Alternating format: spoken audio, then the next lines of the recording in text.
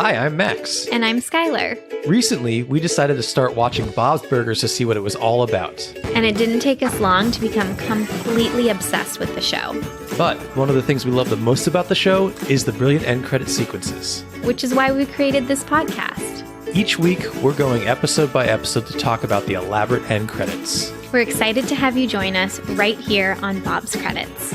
We'll make sure the Bob's Burgers end credits get the credit they're due. All right! Layla, down, out, down. You got chip-chip-a-roo, Layla, down, out, down. I don't know the song. You don't know Layla? No. Eric Clapton, but Derek and the Dominoes, when he was in Derek and the Dominoes. No? I didn't even know Derek had dominoes. Derek did have dominoes. They might have fallen since then. Okay. Chip Chipperoo, everyone.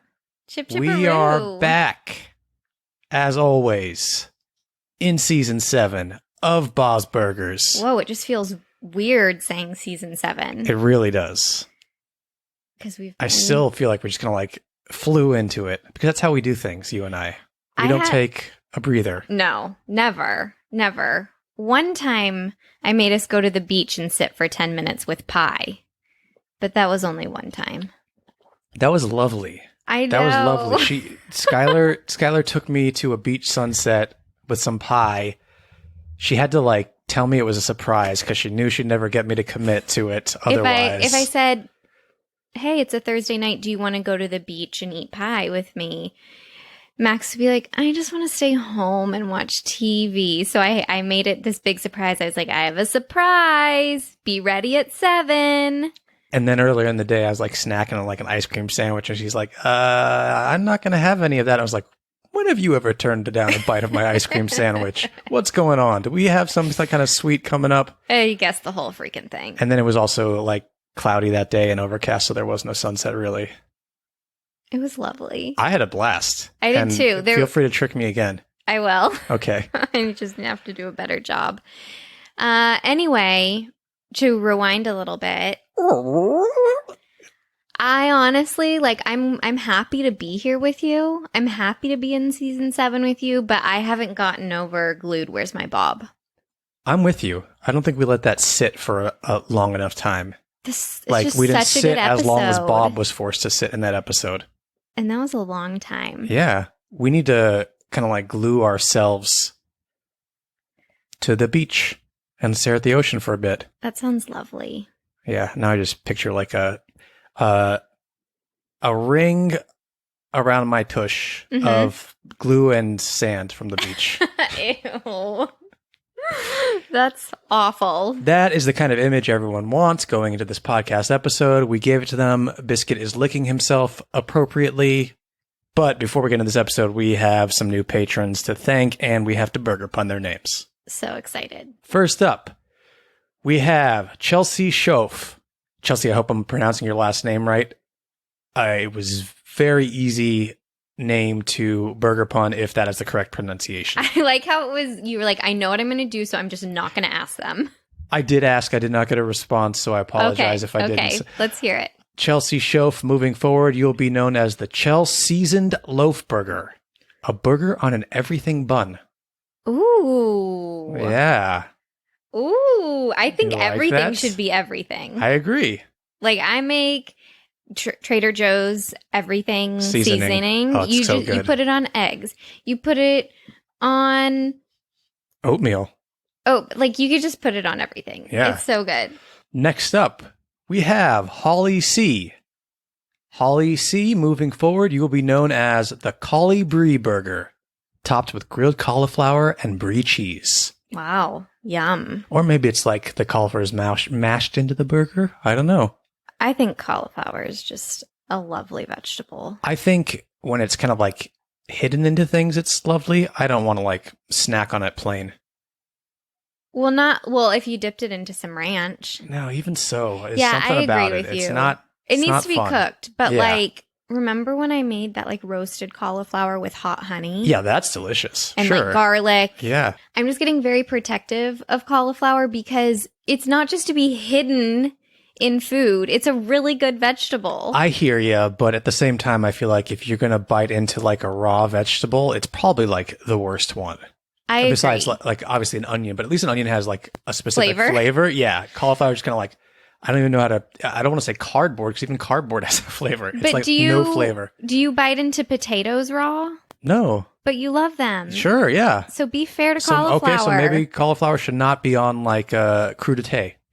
Yes. It's been improperly allocated. Yeah. This substitute it with jicama because that is kind of like plain, but it's got a little bit of sweetness to it. Yeah. Oh my God. The thoughts on vegetables we're having. I love it. Thank God for our Patreon burger pun names and these new patrons. Thank you to the two of you. Thank you. If you'd like your name burger punned right here on the show, go subscribe to Patreon. You get that as well as all sorts of fun things like so many bonus episodes over there, access to our Discord community with the loveliest group of people you will ever meet. Agreed. The warm welcome you receive when you first get in there is probably the best part of that community. It's like coming home. Yeah. Beware the peach monster. Beware the peach Everyone who monster. belongs to our Discord community. It's an inside joke. They know what that means, but you'll see if you join and then go head on over to Discord. All right. What have you got for me now? Let's play a little Bob Pun or Max Pun. Let's do it. This week, we are doing Store Next Door puns. Yeehaw. Your first pun, Skylar, is Earth, Wind, and Tires. Bob's. Yes. Don't sound surprised. I am sometimes. Your next pun is House of the Rising Bun. Yeast and other baking products. Max. Yes. You're So Vain. Blood Donation Center. Max. Yes. I'm like spiritually tapped into you right now. Your final pun is Britney Spears. Sports fishing gear. Max. Yes. Oh my gosh. 4 for 4. Oh my gosh. She went It 4 just for 4, happened. folks. Sound the alarms. Whoop, whoop, whoop. That sounds like a guinea pig. Francis. Oh, Francis. we miss you, Francis. We have some Francis product up in the store right now. Bob's. What is it? I'm Bob's so overwhelmed.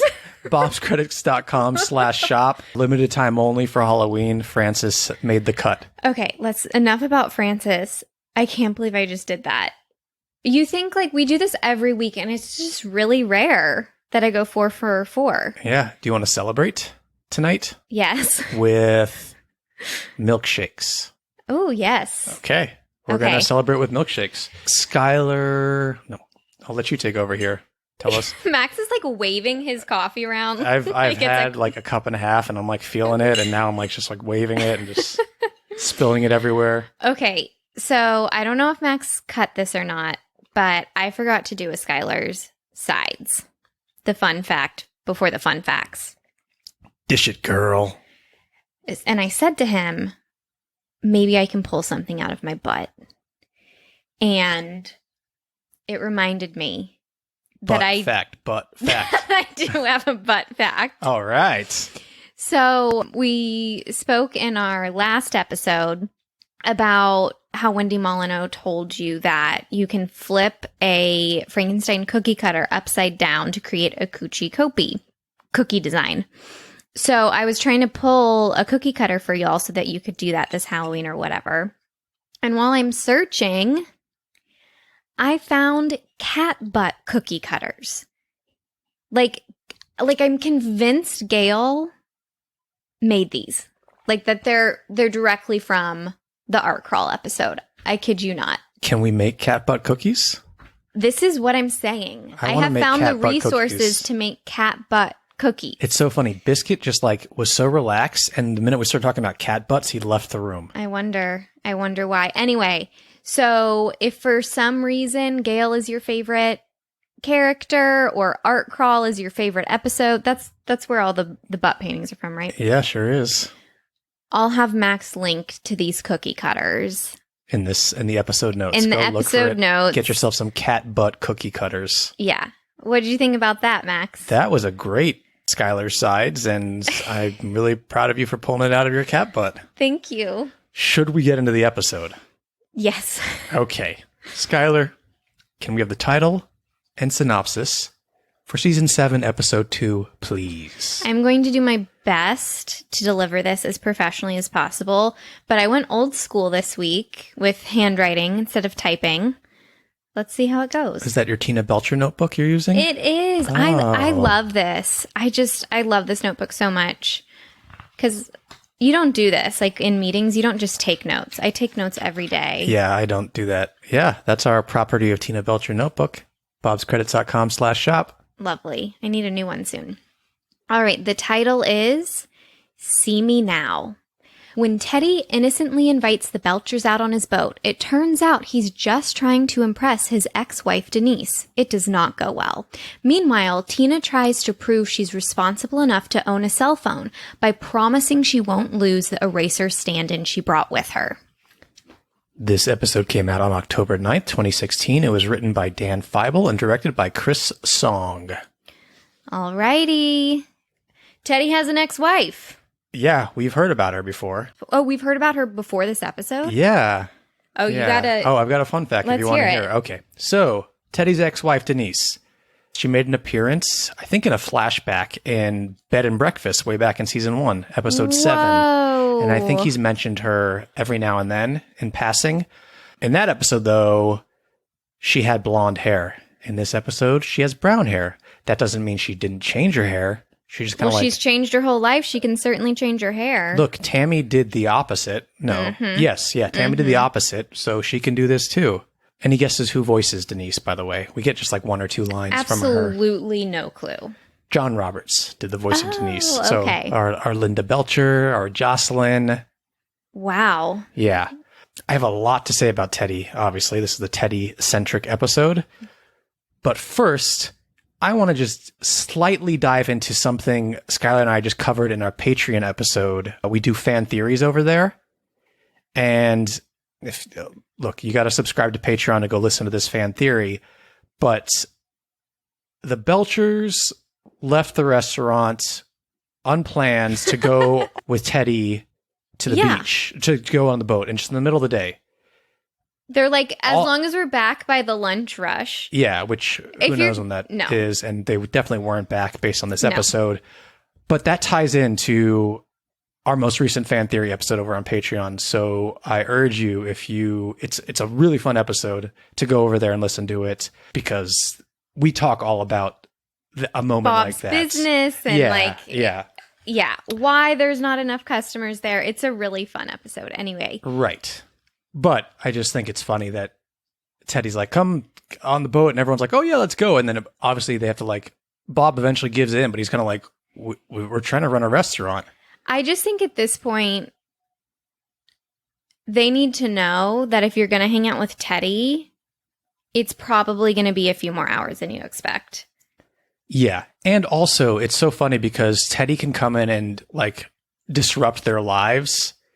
But if you disrupt Teddy's life and his routine, it's like the end of the world. Yeah. Which I relate to. Well, it's probably as we know from this going to the beach sunset story that we just told. Well, you know, Teddy's wife left him. He probably he's gripping on. He can't lose his burger of the day. He can't. That's probably why he goes to the same restaurant every single day. It gives stability. Whoa. Yeah. Okay. Well, and you just brought up Glued, Where's My Bob earlier, and how we haven't like moved on from that. It feels to me like Teddy has not gone back to his therapist since he stormed out on Glued, Where's My Bob, and he probably needs to go back just to kind of like catch up. This was not a good plan. Yeah, this was not. I feel like he's been making some progress over with his feelings about his marriage and his ex-wife. We had a crush on Helen, and now he's just like kind of gone full obsessive here. Yeah. And he probably should need to go back to see Dr. Marjorie soon. I kind of ship them, to be honest. That's highly inappropriate. Yeah, that's not okay. Highly unethical. No. But I think... You've been watching too much Sopranos. I wish. I don't know. I just think I don't know. People don't really listen to Teddy the way he should. And it's just nice to see her really intently listening to him. I would love a scene straight out of The Sopranos of Tony and Dr. Melfi having a conversation. One of their great scenes. Yeah. But with Teddy and Dr. Marjorie. Oh, 100%. Shot by shot, done by the Bob's Burgers animators, and with Teddy's voice and everything. I would love it. If we could animate, we would do it. Oh, and then we'd get hired, like Simon Chong got hired to work on Bob's Burgers. Yeah, and we'd be so busy, we couldn't go get pie on the beach. Oh, man. Okay, should we take a step back and just talk about broad strokes of this episode? Did you like it? Where does it land for you in terms of the Bob's Burgers landscape? I'm still on such a... I have this show on such a pedestal coming off Glued Where's My Bob? And I don't think it's reached that point for me yet in this season. No. I think maybe the next one it'll get there. Do you know what the next one is? It's our Halloween episode.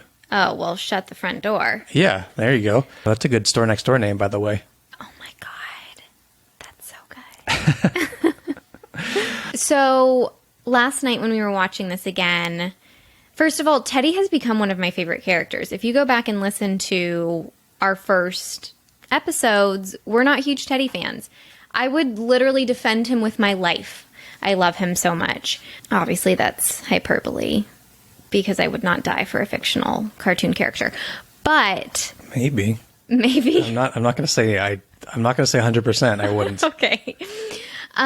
So I love Teddy. He's one of my favorite characters, but I go back to something that you've said a lot, which is you don't like when the central plot, not that you don't like, but you don't like it as much when the central plot revolves around not one of the main Belcher characters. And I felt that here.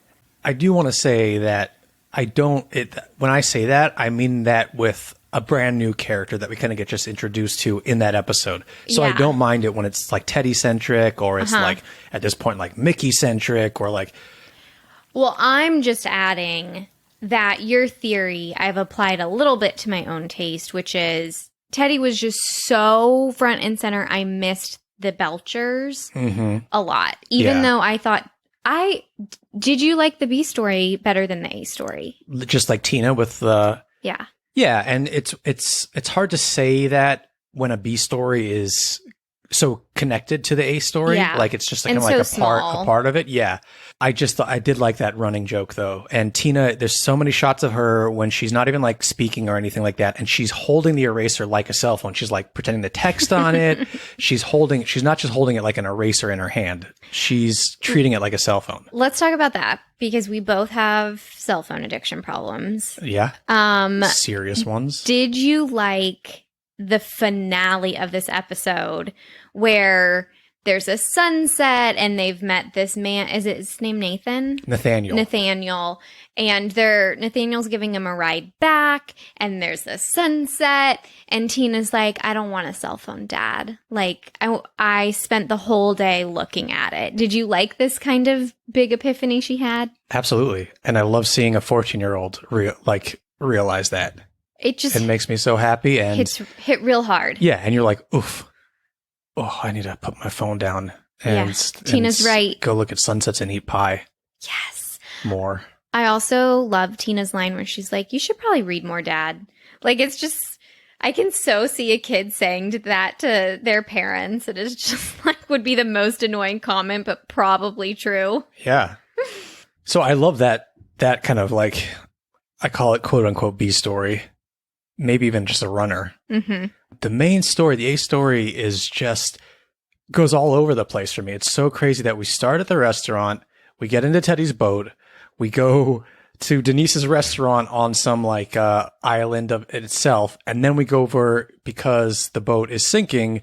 Go to this other island, which is what's the island called again? I don't remember, but it's populated with the most beautiful longhorns I've ever seen in my whole life. Yeah, and we find out that it was owned or bought by Mr. Caffrey from the Caffrey Taffy Company, whose like lore has been over this series since the first season. Yes. Like we've seen for the very first episode, his body is in the casket that ends up rolling down the street. Yeah. Oh my word. And then obviously we have that whole Goonies style Yeah, episode, that the was Belchies. That's where I recognized his name from. But now we have this whole, like, he's bought an island and he built this house and he brought these longhorns there, and now just the longhorns are roaming free while this man, Nathaniel, just kind of like caretakes for this house and these longhorns, and it's...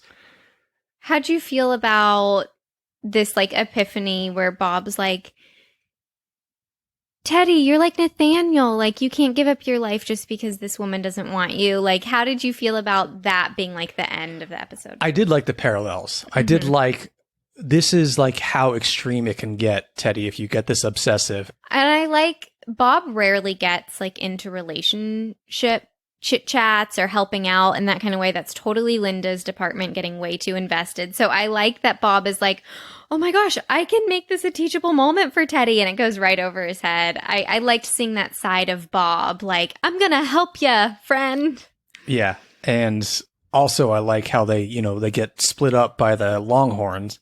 Yes. And during their time apart, Linda has convinced Teddy that he's gonna get Denise back based on, like, some role playing they've done. And then when they all meet up again, Teddy's like, great news, Denise and I are getting back together. And Bob's like, what? I loved you for 5 minutes. Yeah, and Linda's like, that might have been my fault. Yeah. It's pretty funny. I do like that on this island, because you can't have Mr. Caffrey because he's passed away, there is still, like, a lonely old man living there to kind of, like, bring the point. They still, you know, substituted a man being all alone with all this stuff that he did for this woman. And live for yourself, folks. Nathaniel, by the way, voiced by Sam Sater, who does Hugo and who does Harold Cranwinkle. No way. Yeah. So Wow. we know he's good at old men voices. Okay, he has a genre. I'll tell you a couple funny moments that were my favorite. I loved when Teddy went into the restaurant and was so insecure that they would not actually come, that he kept being like, well, just, you know, let me know when you can, and it's okay if you can't come. And they're like, Teddy, we're confirming now. He's like, take your time, just let me know. I liked that a lot. I also found the charcuterie line, like, oh, the fruit salad, as they were, like, going in front of Denise again and again. And Linda's committed. That I really appreciated Linda in this episode. Like, it's just a freaking disaster, but she's still over there like, the fruit salad. Yeah, they crash into the pier, and then it's like, she's like, oh, the fruit salad, holding up grapes. Yeah, she's just the best. She's really supportive. I do love how excited Jean gets immediately once the charcuterie is presented to them when they get on Teddy's boat. Yep. Did you get any, and this is a Skylar and Max tangent we're going to go on. Oh. We just recently watched a 1989 thriller movie that took place on the water. We did. Did you get any Dead Calm vibes from, like, the boats and the burning boat? And no, but now that you say it, absolutely. I'm just bringing that up because I want more people to watch Dead Calm because I was pleasantly surprised by it. It's a lot of fun. It was wonderful. A young Nicole Kidman. Oh my God, she looks like a baby. Sam Neill from Jurassic Park and the most recent Jurassic World. Billy Zane from Titanic. Go watch it. I just think it's really inventive because it does take place only on the ocean, and they get that plot and they do twists and turns. It's fun. It's really fun. I just got some, because we just watched that, I got some Dead Calm vibes Totally. from being on the water. Anything else you want to talk about before we get into the end credits here? No, I'm ready. Okay, so the last moment is they're on Nathaniel's boat. They're dragging Teddy's boat behind it. Teddy has now shot a flare at it and lit it on fire. Which I loved. Yeah. I loved that moment. Without thinking, because all their stuff is on the boat. I'm pretty sure all of our wallets and stuff are on there. Oh, yeah? So a fresh start for all of us then, huh? Guess the steering wheel from my truck's on there, too. Can I get a ride home with you guys? Oh, God. The way home's mostly straight. I'll probably make it. Somewhere beyond the sea, somewhere waiting for me. Skylar, what happened there? What happens? We see this beautiful, by the way, I love the animation of them. I was just about to say, No one does animated sunsets like Bob's Burgers. I love it. They're driving off in the boat into the sunset, and then there's like a long shot of them pulling away from the burning boats, and it explodes. I love it. It's great. But what happens right after that as we get into these end credits? We heard Teddy's beautiful voice here. Yes. We see Teddy with his same outfit on, because we should have mentioned that Teddy is not in his normal animated uniform. He has dressed up for Denise with a hat because she told him the back of his head looks like a butt, and a Dwight Schrute colored. No, not quite. This is a sunshine yellow polo he's wearing. Yeah. And there's a close up of him. Very, very close up, but we can tell that the camera's already zooming out from the very beginning, and we're getting more and more and more of Teddy. Yeah, And Teddy's in color, and then the background, as usual, is in black and white. yes, and then what else do we see, Max? Well, we hear him singing Beyond the Sea. Fantastic song. I think made popular in English by Bobby Darin, but it was originally a song. It was a French song called La Mer. Oh. You say it. I'm not good at French. You said it great. La Mer. La Mer. By Charles Trenet, or Trenet. Trenet. Is that how you'd say it in French? The contortions your face are making right now are so wonderful. And you don't mention the cigarette I'm holding, though. Originally, La Mer was an ode to the sea, but the English one was kind of like made to be more of a love song. Americans. Yeah. Yep. So the camera starts to pan out, and we see kind of like little waves, but like theater constructed like a puppet waves. show. Yeah. They're clearly made out of cardboard and colored paper. Yeah. And it's continuing to zoom out as Teddy is singing this song. We have a spotlight around Teddy.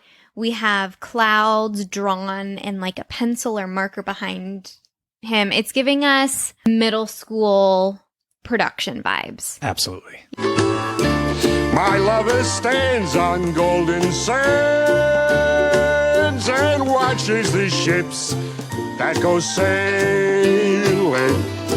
It's continuing to pan back, and what are all sorts of things we start to see going on around Teddy? So we really understand the full scenescape and who's controlling what. So the full scene is there are cardboard waves. There's a cardboard island with a woman on it and palm trees. There's a cardboard boat, and there are kind of like paper cranes hanging off a stick and screens. Yeah, like birds flying over the... Middle school production vibes. But all the kids, well, maybe not all of them, Jean is holding the stick with the paper birds on like fishing wire. Linda is moving the waves, as well as Tina. I'm not sure where Louise is. Jean is also holding in his other hand the island. Yes. And the boat is being held by Bob, kind of like on a long stick. Oh, I don't see Bob yet. Sorry, we haven't pulled out yet, but spoiler alert. Somewhere beyond the sea, she's there watching for me. Oh, there's Louise. If I could fly like birds on high. So Louise is also there. She's just very small. Very and short. It pulls out, and we kind of get like the full stage. So they're actually on like a stage. Like the floor. They might be at Wagstaff, and they just decided to do this. Yeah. Yeah, so Louise is helping with the waves. And again, we see Bob with the stick. And the with boat. the boat on it. The whole family is committed. Yeah. And so is Teddy. Yeah, and it's a real stage. Like, what's fun when you pull all the way back is you see the end of the waves. When it's close in, it looks picture perfect, like it's real. And then you see all the, like, behind the scenes when it's all the way pulled back. Yeah. Yeah. Do you think this is something that actually happened, or Teddy is picturing putting on a production with the Belchers? I don't even care. Think... I love it so much. Okay. I want to believe that it's real. I want to believe that Teddy was like, I learned a lesson from you Belchers. I put you through this, and now I want to turn my pain into art. And Tina was like, this is my mission in life. Highlights, lowlights? A highlight for me is just the satisfaction of the visual sophistication of this. It's really cool. All the layers.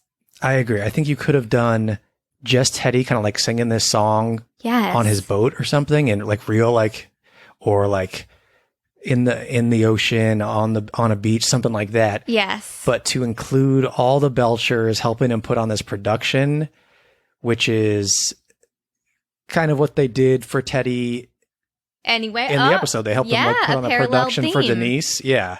But now they were like bamboozled into participating in that one. And this one, they're like really participating in a very supportive way. Yeah. And the song is a beautiful song. It's a classic. Especially paired with Teddy. Yes. I have said this before when Teddy has sung in the end credits. I would listen to a full album of Teddy covers. I would now listen to a full album of like these kind of covers, like standards, like American song standards, or like, or like crooners. Yes. All Teddy. Yes. I hope eventually they will release an all Teddy covers album. I hope so too. Because I would buy it and listen to it and enjoy it, because Teddy's voice is pretty special. Another one of my favorite things about this is there's a surprise element to me in these credits. Sometimes you're like, yeah, that's what I expected the credits to be. And there can be something nice and familiar about that. But then sometimes something is so out of left field that it is beyond delightful. So Beyond the Sea delightful. Beyond the Sea delightful.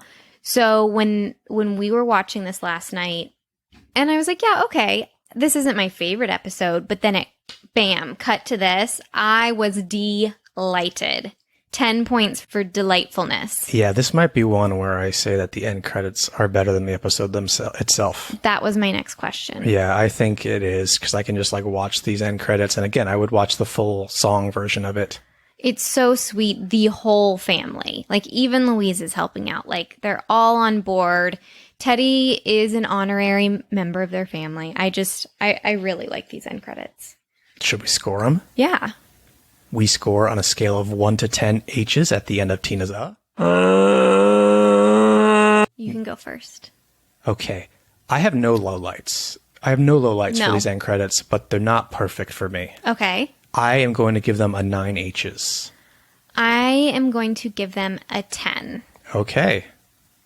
Just the image of the whole family surrounding Teddy with the spotlight on him, the ingenuity of it, the surprise of it. Yeah, it's just really nice for me. I feel you. I love, again, like them all helping Teddy, and I love Teddy singing. And the only thing that's keeping me, now that we've had some 10s and stuff like that, I always have these things. This is like where my standards are. Yeah. Or like where the pedestal is. And with like Glued, Where's My Bob? And I Love You So Much, It's Scary. It just doesn't quite hit those for me. But our average is a 9.5, and that feels right. I 100% agree, or I at least 9.5% agree. Aw, thank you. Yeah. Thanks. 95%? I don't know. Let's not do math at the end of a podcast episode. Those are the end credits to See Me Now. Thank you, everyone, for listening. Go follow us. Instagram, Twitter, TikTok, Bob's Credits, all across the board. You can follow me personally on Twitter and Instagram at Oh Hello It's Max. You can follow Skylar on Instagram At No Crying and Cooking. You can follow Biscuit at It's Biscuits World on Instagram, and Just Biscuits World on Twitter. If you want pictures of Biscuit. Anything else? I think you've officially overwhelmed everybody. Yeah, everyone's like, I've clicked this off. Anything else you want to say before we get out of here? Stay. I love that you're always shocked that you have a sign off every time we get to one. We just do it every week. I get so relaxed at the end because I'm like, oh, it's okay, lunchtime. Yeah. Stay. See. I'll take it. Okay, God.